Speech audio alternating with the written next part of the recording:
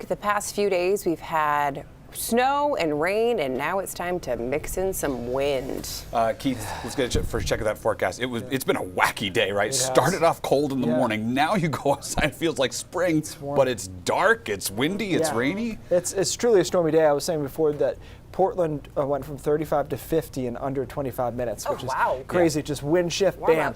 And not everyone's getting in on that, so it's a little bit of a fight. We are looking at all rain, even though the radar algorithm seems to think this freezing rain. It was doing that earlier today, and it's not correct. It's just cold rain in a lot of spots here, but really well filled in on the radar presentation right now. One of the better precipitation shields you're going to see, and there's a lot more rain still to the south and west back here, and we still have to get through that, in addition to the squall line that's going to give us some stronger wind gusts. So we've got a high wind warning along the coastline here. Notice it is closer to the coast over the southern part of the state, and then it kind of fans out as you get into the mid-coast and down east. That's trying to indicate that we're likely to see stronger wind gusts here, and wind gusts that are able to push farther inland during the late evening, early morning hours later tonight, early tomorrow morning. Wind gusts of Portland, 29 miles an hour. Bar Harbor already at 38. Bangor at 40 miles an hour due south.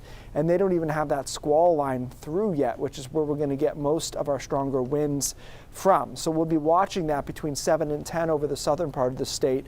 Whether or not we can get those low-level jet winds down to the surface, it'll be about an hour or so of time that we really have to get those stronger winds through, and then it moves up the mid-coast and eventually into down East Maine.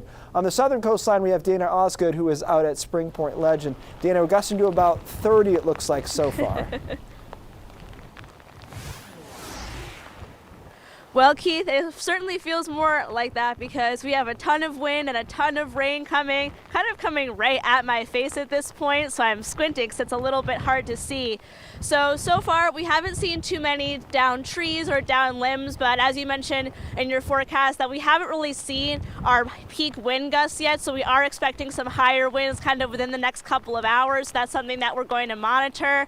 As for the rain continuing to fall, heavy rain continues overnight. We are starting to see some ponding and some puddles on different roads and parking lots. There's actually a giant puddle that we keep wading through to get out here that keeps getting a little bit deeper every half an hour. So as this storm continues to kind of progress through, it should be moving fairly quickly. So luckily those kind of peak wind gusts and heaviest rain isn't going to stay around for too long, but I'm going to be out here at Spring Point Lighthouse for the duration of this storm this evening, kind of giving you an idea of what's going on outside. At this point, I would say if you're going to do umbrella or a rain jacket, I would say you're just going to get wet at this point. But I'll start sending things back inside to you guys and hope I don't blow away. Oh, Dana, you are such a trooper. Thanks for being out there for us tonight. Good to hear from you. And you can always get the latest news, weather, and more on the News Center Maine Plus. Tonight, meteorologist Ryan Breton will share live updates on the weather at 8, 9, and 10.